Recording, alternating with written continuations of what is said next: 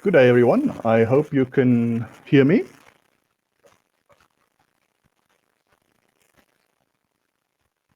Everything fine? Lionel, yes, I think we're back in the main session, so you're welcome to start. Excellent. I just wanted to be sure that everyone can hear me, that there's not a problem.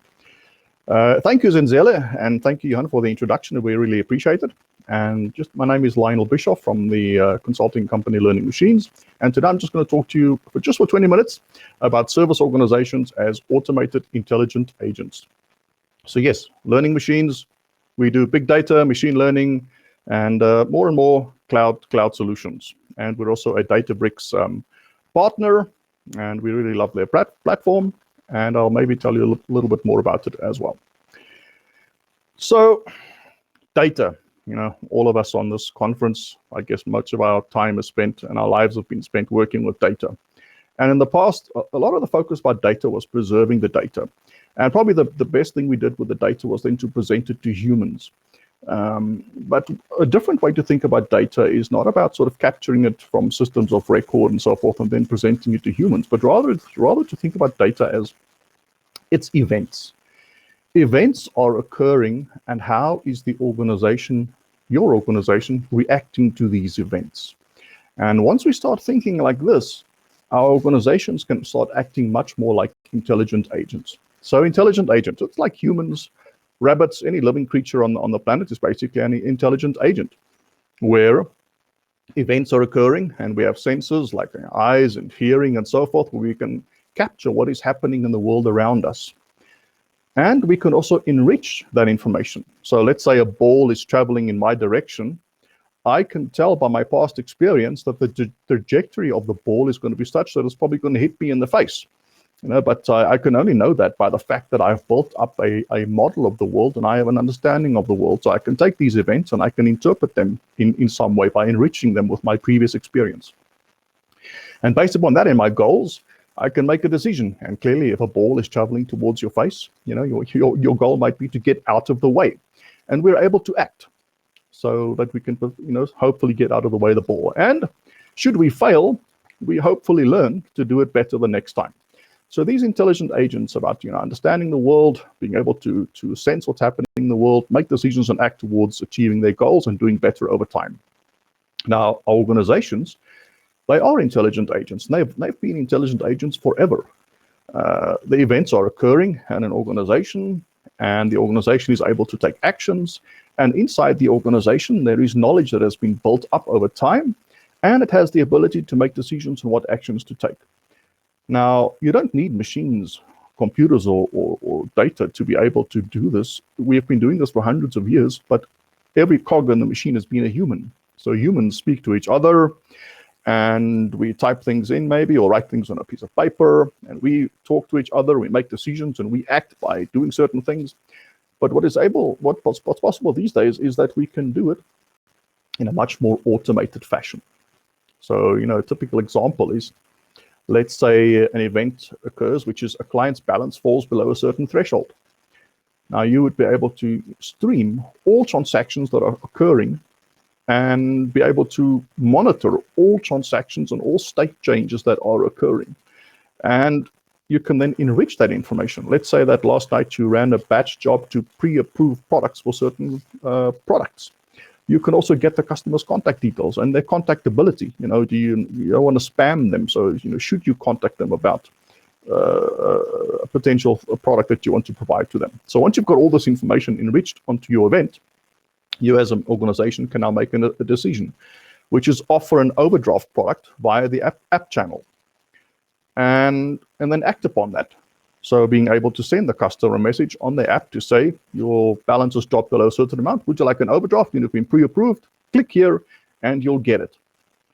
Awesome. So obviously over time, as your organization is able to react to more events, whether they be debit order failures and then being able to send an SMS, but maybe you also build the capability to send to the app as we discussed. You can add different event sources and more actions.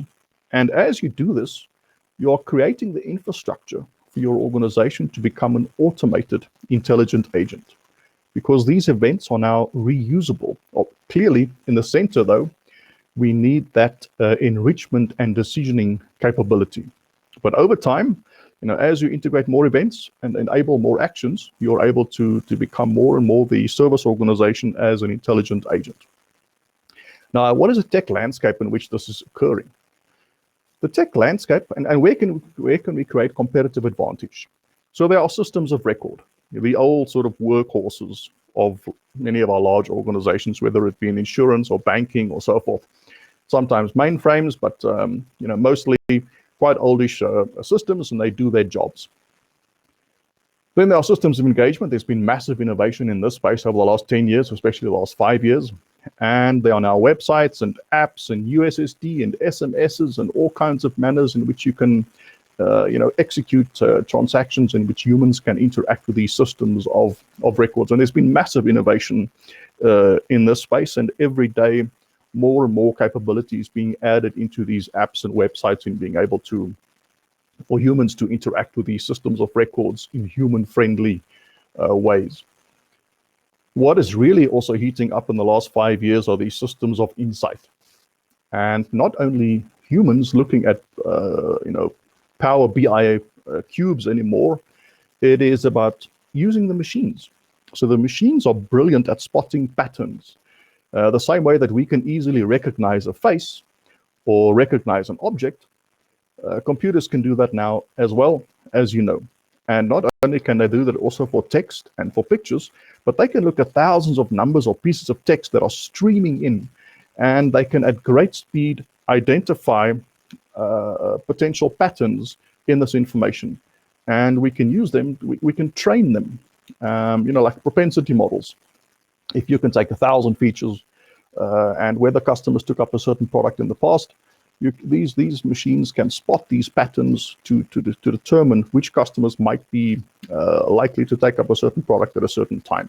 So these systems of insight has got massive potential for creating competitive advantage. And once you tie all the stuff together in terms of being able to handle events, being able to enrich them, be able to take decisions and then act upon them, you can add these systems of automation. Now, these two areas are very rapidly, improving, and there's massive innovation. They're very fast changing. Doing it on-prem, very tough. It is tough. We've been doing this for the last 7, 8 years, and building clusters on premises and Hadoop and distributed processing and the event-based infrastructure. We do it, but it is tough. It is really a battle, and my heart goes out to some of the on-prem teams, which are increasingly being compared to the cloud providers, and it's just impossible to keep up. The cloud providers have got thousands of engineers that pre-integrate everything and launch it, and at the click of a button, you can get this started up or that started up. And the on-prem folks, in terms of this massively fast-changing landscape, it is just impossible to keep up. So the place to create this competitive advantage for systems of insight and systems of automation, absolutely in the cloud. But it wasn't possible for many of the customers that we work for to do this, because they are the organizations that keep South Africa going. And we can't have such critical infrastructure at the end of an optic fiber cable. So it's only really in the last year, since AWS, Azure, and others have created their local presence, that we can really push for some of our largest corporates in South Africa, the systems of insight, and to an extent, systems of automation into the cloud. And this will be quite a journey, but I can tell you that it is happening at great speed. Some of our smaller, let's say, banks and insurance companies have had the advantage of not being as critical to South Africa's core infrastructure, and they've been moving quite a bit faster. And some of the smaller sort of starter banks are completely in the cloud already. But trust me, the big guys are moving fast now. And that's definitely the place to be for systems of insight and systems of automation in order to remain competitive, to retain competitive advantage. But still, doing this, it's not easy. So events, machine learning, decisions automation. If you want to do machine learning, you need these thousands of features. And we've really built this for our customers over the past couple of years. They've gone from being able to, let's say, process 300,000 clients, all of their features over a couple of hours, to us being able to do this for millions of customers across thousands of features and do this in a couple of minutes on massively distributed clusters using infrastructure such as Spark. So there's a ton of effort that goes into getting these features for both training as well as model serving. Once you've got this, now you need to deploy your models, and you need to track how how they are reacting in the production world, and whether the model degradation is occurring. And this has also been a challenge. Trust me. From traditional sort of quants liking certain technologies like SAS and maybe R, and then your production environments can't handle this, and now you have to recode stuff, and you have to package it up in different for batch and real time, and all this is hand coded. It is tough. It is really tough to get all this going. Just getting all the sort of event sourcing going, whether you use TDC, whether you use proprietary systems like StarQuest or Debezium, and you're trying to monitor the logs in your databases and use that to pump the information and spot events, or whether you have to go and change your application code to be able to push events, and then being able to put this into Kafka. Hundreds of topics with millions of events streaming in, schema registries to track the versions, who has got access to what. It is an enormous engineering challenge to get all this going. And then to go and do enrichment. So where do you get the fact that someone has been pre-approved for something, what their contact details are? Often, this data is not yet integrated into your data platform, because for many of the systems of record, event sourcing into your data platform has not been achieved yet. So you need to do integrations into systems of record using enterprise application integration solutions like Camel or Mule, and be able to call systems of record APIs and to combine it with your data platform data. It is a lot of engineering that goes in there. And then you can go into your streaming engines to process the data and update features and take decisions. And many of these decisions, the machine learning side is great about spotting patterns and let's say doing things like propensity models and so forth. But the machine learning and deep learning algorithms are terrible at discrete problems. So if you wanted to create a machine learning algorithm that can add integers together, it's incredibly difficult, and it's completely the wrong technology to try to do discrete problems in. So the 1970s calculator is much better than your latest, greatest machine learning model at just adding the integers together efficiently. So there will still be if-else engines, and as you start having many more events coming in, and you can take many more actions, and the enrichment of your data incorporates thousands of features and different options, you need these extendable rules engines to be able to manage the decisions that your organization takes. And that is also an awful lot of work. Like systems like Blaze from FICO, and also recently open source systems like Camunda and so forth for doing sort of like typical BPM type stuff, but being able to embed those rules and manage them easily. Tough, very tough to get all this going. And then be able to take actions. So you need to be able to integrate and create leads in your sales system, or you need to be able to send messages to apps or SMSs, USDs, integrate into your systems of record so that you can change product portfolio or settings or whatever. It is an enormous amount of work to do all this. It is really challenging. So yes, so that's our job. The job of the people is to prepare data for the machine so that they can act upon events and they can learn and improve. So some of the artifacts that you need to manage in this space now is you need all these data processing and analysis tools. So typically, data lakes. You need a feature store. Model development tools.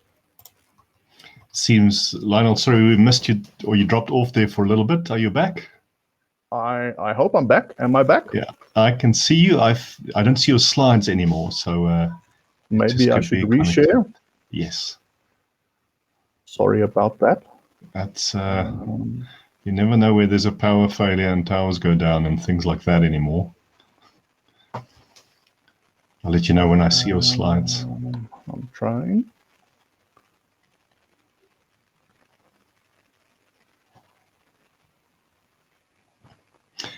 We were just after the matrix. Yeah, on that slide. Yes. Good stuff. I'll go back off. Thanks. All good. Cheers.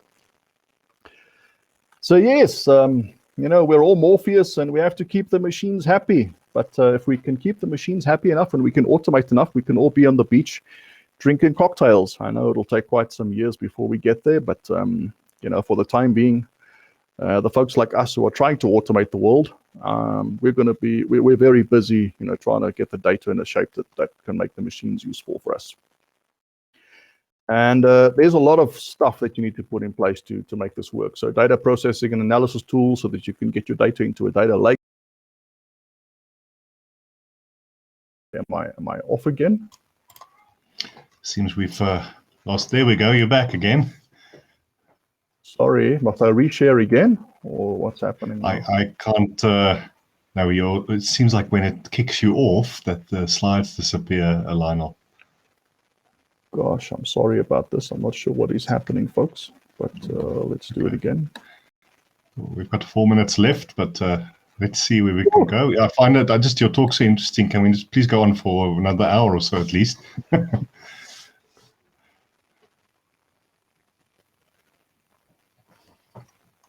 Are we there?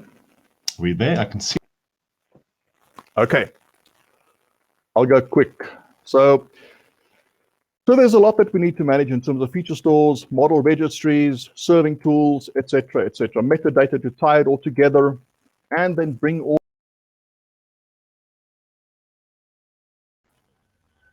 Am I off again? Off again. Sorry. No idea what that is. Not a problem. But maybe I think in the 3 minutes that's left, even if you don't share the slides, all we good. can just talk All through good. Can you see me at least the video? Is it okay? I can see you. Okay. All good. Thank you. So the last couple of slides, the message is that this is really complex. But in the last couple of years, there have been tools which have been developed in the cloud that make this a lot simpler for organizations. And one of them, which is we're a partner for, is an organization, Databricks. And a big part is instead of having to have data for humans, which is your typical BI infrastructure, data warehouses, cubes, and all that kind of stuff, then you want to do data for the machines, which is your data lakes and your feature stores, all that stuff. If you have to manage two of those sets of infrastructure, which many organizations, they're in this position now, it is untenable for the next 3 to 5 years to really have two of these things going. And it is now possible using technologies from Databricks like Delta Lake and so forth, Delta Engine, that you can have one set of data infrastructure and you can serve it for data for humans as well as data for the machines. And also integrated data science, modeling, serving, experiment tracking. So all these solutions are now available in single platforms. And it's not only Databricks though. So we're a Databricks partner. We love them. We'd love to help you with their tools. But there's also EMR, in AWS. So that's a collection of tools all prepackaged for you. And I guess the message that we have is massively complex environment. The race is on in the big corporates to become the service organization as an automated intelligent agent. And let's see who's going to be the first folks to really make use of the cloud solutions and react faster to customer events and become smarter organizations. It's going to be an interesting couple of years ahead. Sure, Lionel, all good on time, and sorry for all the technical issues. I've been doing a lot of virtual public speaking the last few months. The weirdest thing is that you don't see people. You're speaking to yourself on the screen, but I mean, really well done. There's so many interesting things you said. There is a question that was answered in the chat about the recordings, and the recordings will be made available after the event at some stage. And please, if anyone is interested in finding out more, Lionel, I'm sure they can reach out to you on LinkedIn. And so, yeah, fascinating. Thank you so much. All good, sir. Thank you for that. Everyone, we're going to have a 1-minute break. And then after the break, I will come back and then I'll introduce the next speaker. Thank you.